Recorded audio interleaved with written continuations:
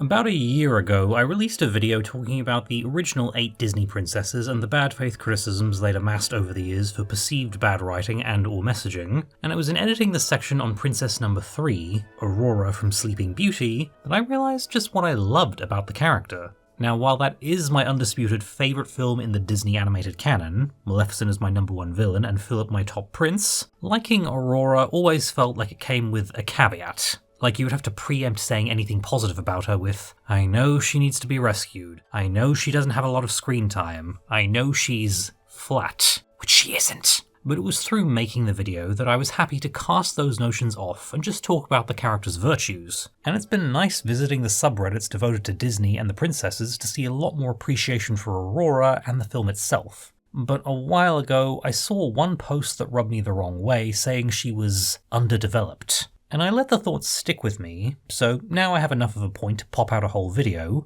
which is fun because I always have a good time talking about this movie. A ray of hope there still may be in this, the gift I give to thee. Sleeping Beauty is estimated to have originated in the 1300s as part of the chivalric romance Perceforest, which I suspect is why Disney's version points out what century it's taking place in. Now, Father, you're living in the past. This is the 14th century. There the princess is named Zelandine, and she falls in love with a man called Troilus, who is sent on a series of tasks by her father to prove that he's worthy of her. While he's off doing that, she falls into an enchanted sleep that ends when the child she gives birth to sucks the flax that caused it out of her finger, and yes, Troilus is the father for exactly the reasons you're thinking of. A similar variant is an Italian tale called Sun, Moon and Talia, where the princess's doom is foretold at her birth. So her father simply asks for no flax to be brought to the house, but Talia comes across an old woman spinning some when she's older and asks to help, which is where the pricking her finger detail of the story comes from, though here she pricks her finger on a splinter of the flax being spun rather than the spindle. She's assumed to be dead, but like Snow White, the king can't bear to bury her, and just has her laid out at one of his country estates, and that's where another king finds her after following his pet falcon through the window. She has twins this time called Sun and Moon. And it's interesting considering this is one film Disney never made a sequel to, but this fairy tale actually has a canonical second part, where, twist, the king who fell in love with Talia is already married, and his wife eventually finds out and tricks Talia and the children to come to the castle, where she plans to have the children cooked and served to their father in a meal. I swear, between that, Snow White and the Juniper Tree, some women in fairy tales were obsessed with tricking their husbands into eating their own children. But the mother in the Juniper Tree was the only one of them who actually succeeded. The queen then wants Talia thrown onto a huge fire burning in the courtyard, and Talia pulls a Salome and slowly removes her clothes first, screaming after each layer, which alerts the king, and he has the queen and everyone in on the plot thrown to the fire instead, except the cook, who reveals that she hid the children safely and replaced them with 2 lambs. Queenie is barbecued, Cookie becomes royal chamberlain, and Talia gets to be the new queen. It's also estimated that these were originally 2 separate tales that were later combined at some point. Charles Perrault has a version as well, and he introduces the idea of the princess being a child that was longed for, and a christening attended by a group of fairies who are asked to be her fairy godmothers. 7 in this version. And of course, rather than a prophecy, the enchanted sleep is now caused by a vengeful, evil fairy who wasn't invited, though because she wasn't seen in 50 years and they assumed she was dead. The 7th of the good fairies can guess that this one is going to cause trouble, so she hides behind a curtain to let the others give their gifts first, and when the evil fairy curses the princess to die, she uses her gift to modify the curse to enchanted sleep that can be broken by a king's son. Spinning wheels are banned, but one day when the princess is 16 and her parents are away, she finds an old woman spinning who is sometimes the evil fairy in disguise, and pricks her finger. The good fairy who modified the curse then comes up with the idea to put the entire kingdom to sleep so that the princess won't wake up alone, and it's her who conjures the thorns to protect the castle from the outside world. 100 years pass and a prince stops by, hearing rumours of the Sleeping Beauty, and he braves his way through the thorns. Here how he breaks the curse is softened greatly, where he doesn't even kiss her, and just drops to his knees, transfixed by her beauty. It's love at first sight, they get married and have children the normal way. A boy called Jour and a girl called Aurora.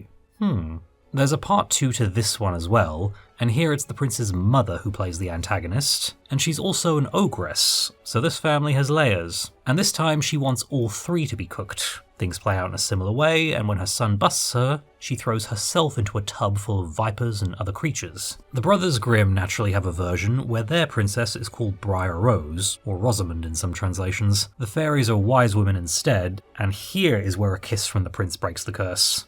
It also drops the second part and just ends with the princess waking up.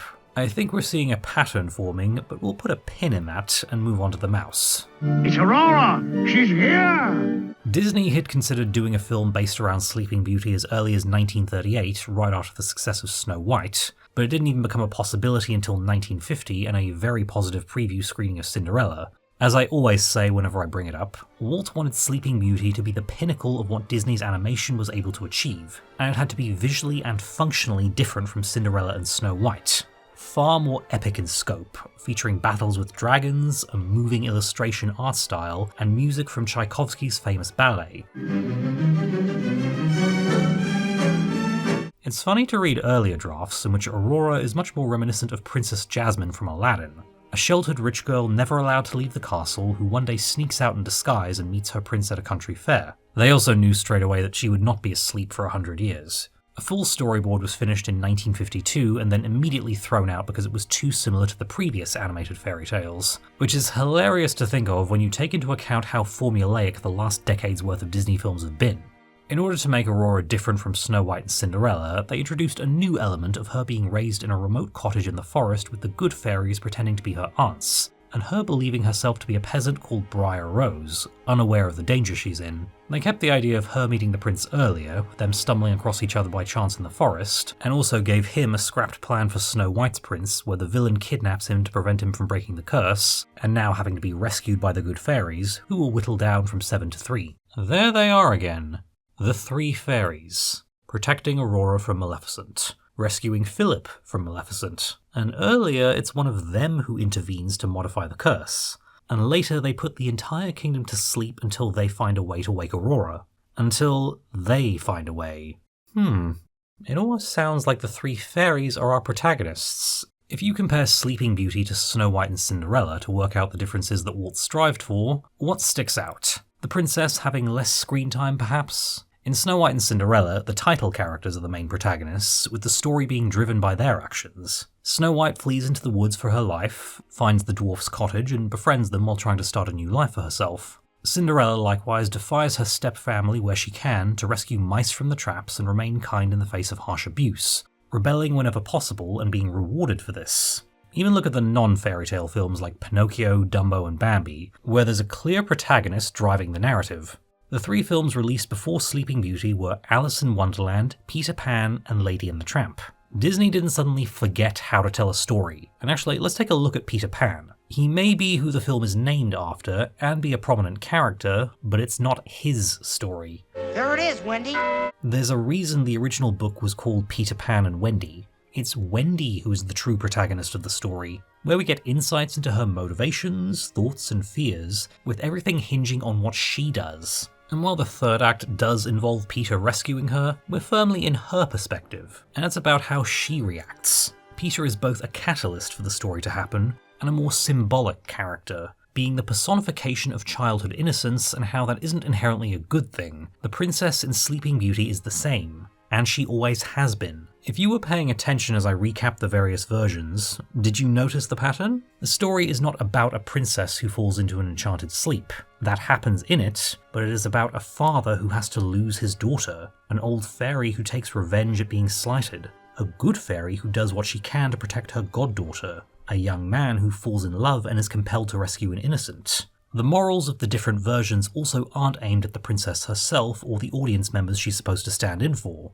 The lesson could be, forget about old women at your own peril, or you can't protect your children from everything forever, or sometimes bad things will just happen and all you can do is try to fix them. A princess is a symbol, not a protagonist. And that's actually what the damsel in distress narrative originated as. The endangerment of a complete innocent who had done nothing to warrant whatever the villain does to them or is planning to do, thus making it even more important that the protagonist rescues them and stops the villain. And forget about it treating women as trophies like certain takes will claim. It was quite the opposite. A damsel in distress story was a way of getting society to see women as whole people and not commodities, as say the ancient Greeks and Romans did, where for example a wife was seen as something you bought. We don't have time to get into the ins and outs of chivalry, which wasn't so much a code of conduct as a romantic ideal in fiction, emphasizing devotion to women and honour. Thus, the damsel in distress shouldn't be rescued because she's useful to society or you might get something out of her, but because an innocent young woman is just as worthy of happiness and safety as royalty, nobility, or anyone deemed important in society's eyes.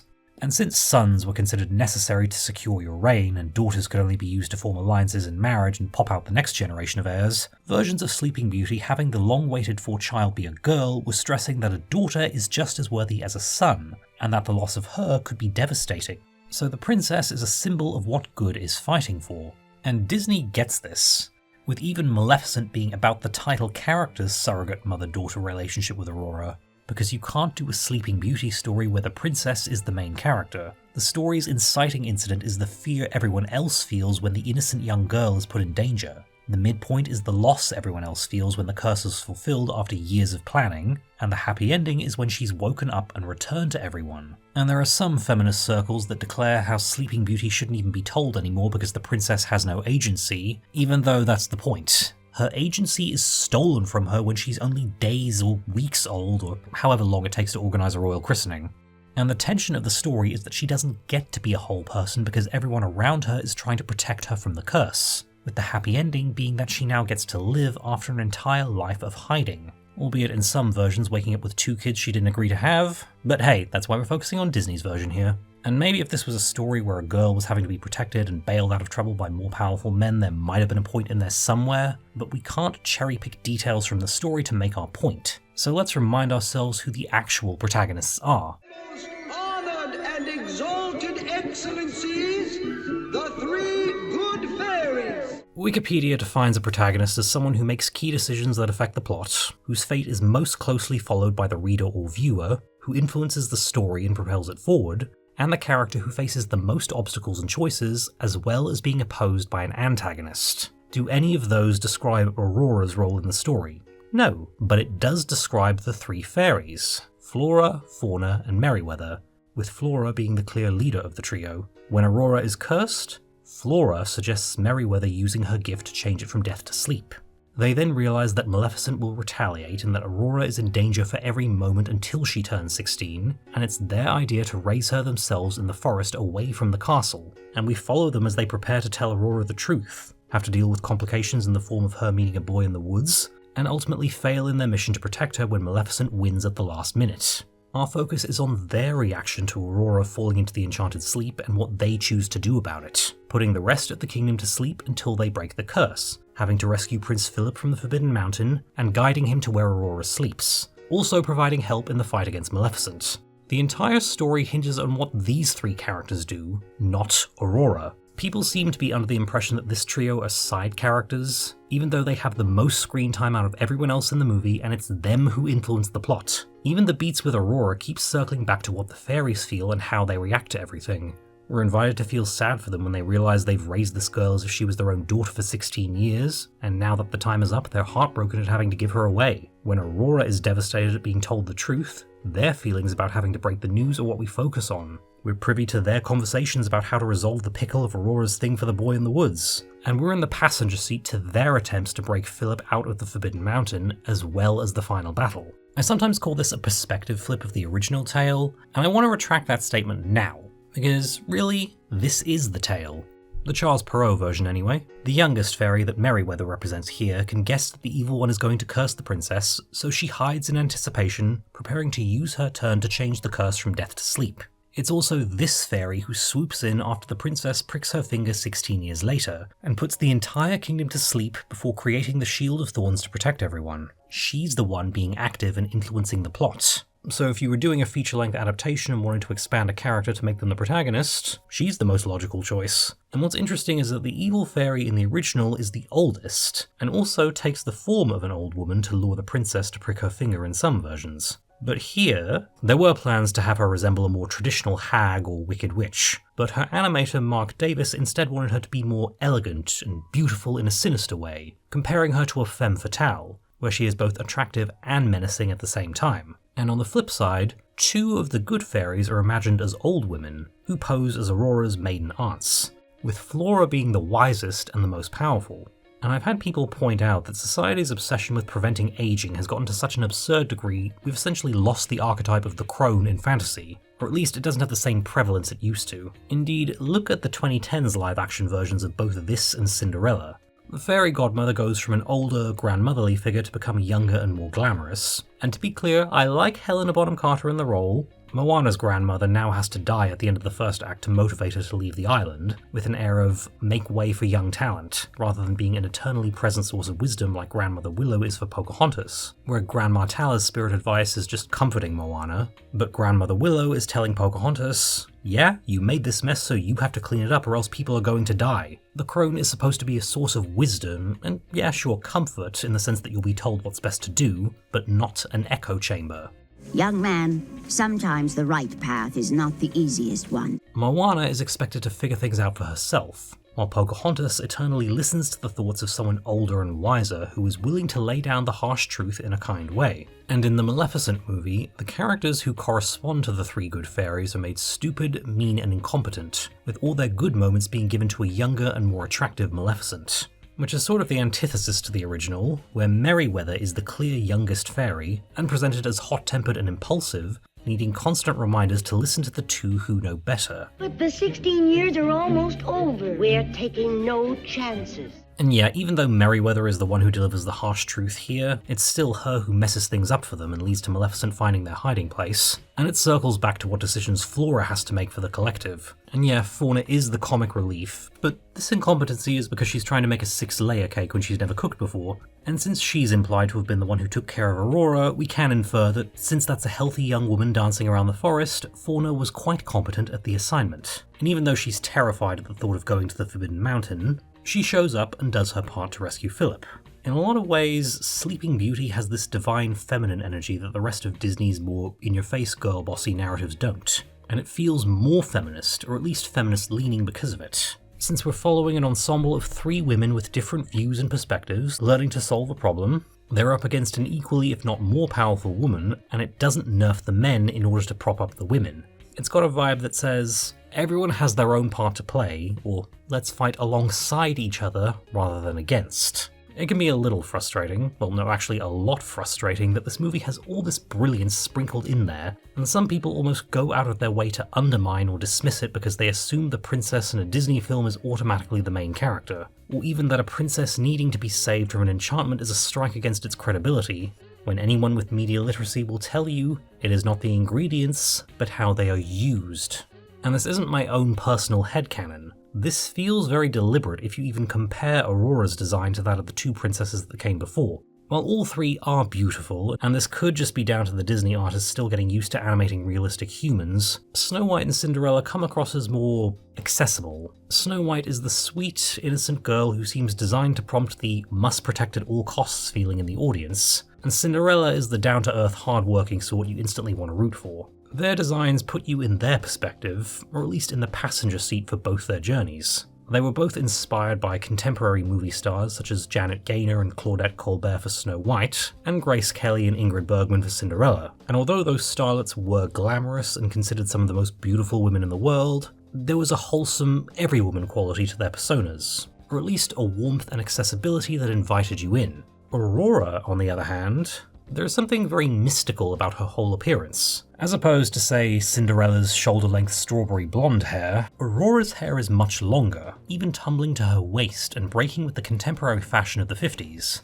where it was actually shorter styles that were in. Snow White and Cinderella had very contemporary hairstyles. And yes, Aurora has the curled fringe that all the teenage girls had at the time, but her hairstyle almost seems to say, no, she's not just like you. And the shade of gold is compared to the sun, and she's also given violet eyes, making her the only Disney princess to have an abnormal eye colour. Her willowy frame was also based on none other than Audrey Hepburn, who at the time the movie entered production had just become famous for her big splashy debut in Roman Holiday, playing a princess. And Audrey differed from the usual beauty standards of the day, since she didn't have an hourglass figure, she was flat-chested, and she also wasn't shy about having her costumes altered to be more flattering. And yet, she helped usher in a new beauty standard because she was simply iconic in her own skin, and she was even cast in Roman Holiday because they were looking for someone ethereal. So Aurora taking cues from her further differentiates her from Snow White and Cinderella by creating distance between her and the audience. You're not meant to be in her perspective or the passenger seat. You're meant to admire her from afar. Another star from the Golden Age I'm reminded of, not necessarily in appearance, but in presentation, is Greta Garbo. She of this famous line, "I want to be alone." Garbo's star persona was of an entity almost like a deity or a ghost. Not just glamorous and elegant, but something mythical that was impossible to describe, though Kenneth Tynan put it as, "To watch her is to achieve direct, cleansed perception of something which, like a flower or a fold of silk, is raptly, unassertively, and beautifully itself." This even extends to Aurora's singing voice.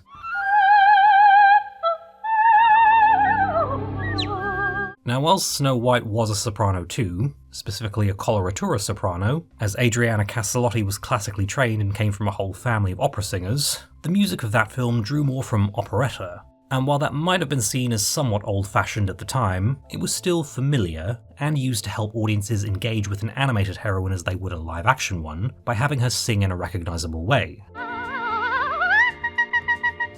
Now with Aurora, they searched for 3 years and were on the verge of just cancelling the film if they couldn't find the right girl, when composer Walter Schumann happened across Mary Costa singing at a cocktail party. Now get this, she had little to no professional training. Yes, really. Now she did sing in her high school choir and had already made a career out of singing commercials on the radio, but she was just a natural, and according to her, she was chosen because Walt felt that her singing voice was an extension of speech, as if she moved seamlessly from speaking and wasn't puffed up like a lot of trained singers were. And his direction for her was, paint with your voice. Don't let anyone give you a line reading. And during her audition, they tested her out doing bird calls, which is the first bit of singing Aurora does in the film. And she doesn't just burst into an I Want song, it's a while before her song really begins, which I think is another way of creating that distance between her and the audience. An I Want song invites us to experience the character's emotion as they feel them, and creates an intimate bond between viewer and protagonist. But look at how this sequence is staged in Sleeping Beauty. The focus is on the animals reacting to her, each of them being awakened by this beautiful, almost supernatural sound, which likewise draws Philip in, and he briefly thinks it was coming from a magical creature and not a person. We, the audience, are put in the POV of these characters reacting to Aurora's singing, so that when she finally starts singing I Wonder, the feeling is almost like we've been invited to something secret or special that not everyone else knows, serving to put Aurora on a pedestal visually and musically. And this is also in service of conveying the power of the 3 good fairies, because both Aurora's beauty and singing were granted by them, telling the audience that they will be a match for Maleficent in their own way. And as I've said elsewhere, Aurora not being the POV character doesn't mean she has no personality. When will I see you again? Oh, never, never. Never? Well, maybe someday. And leaving my interpretation aside, Mary Costa has spoken about how Walt saw all these layers in Aurora that she then incorporated into her performance. To use her words, I feel that she is a very, very strong character. She has been put with godmothers who are very colourful, and you know they have talked to her about many things. She plays with all the animals and has vivid imagination, dreaming of a prince. I think she's a beautiful personification of femininity. She's very strong. She absolutely wanted to come back to the cottage and tell them that she had found the love of her life and that she was going to go with him. So it's a very layered character. She's also spoken about how in those days, they spent so much time developing the characters and making sure they were the best possible versions of themselves. And she was recording her lines over a 3-year period as edits were being made to the dialogue and the storyline as a whole. A lot of time was devoted to that forest sequence and making sure it was perfect, because that was the only chance to really get to know Aurora. Your Highness. And for all the criticisms that she's not in the movie much, well, she was added to the Disney princess line because so many little girls were already cosplaying as her. Mary Costa has spoken about how many fans came up to her and said they named her daughters Aurora, and she herself has enjoyed great popularity in her work with children. People can call her weak, passive, boring, or whatever, but clearly something struck a chord, and it seems more people got it than didn't. And I'm not speaking from nostalgia here. As child me used to skip the sequence in the woods so I could get back to the fairies. And it wasn't until I was older that I could really appreciate what they were doing here. I gave this film a 10 out of 10 in my rankings, and Aurora is included in that. Or to use a more contemporary term, her characterization is a feature, not a bug. After the debacle that was the flopping of the Snow White remake and the visceral backlash to Lilo and Stitch live action, as well as the mounting dread that sequels and live action remakes are 99% of what's been announced for the future, people are already calling it that Disney isn't just in another flop era, but their worst one of all time. The films have become not even the theme park versions of themselves, because at least theme parks can be enjoyable, and constantly going back to Sleeping Beauty and finding new things to appreciate every time has made me adamant that there is no way post-2009 Disney would even attempt a film like this. An art style that differs from what audiences are used to seeing, music drawing more from a 60-year-old ballet than contemporary pop, 3 older women as the main characters, the prince not being a snarky asshole and getting to be both sensitive and badass, the princess having a softer personality and not having to save herself, and a complete absence of self-deprecating meta-humor?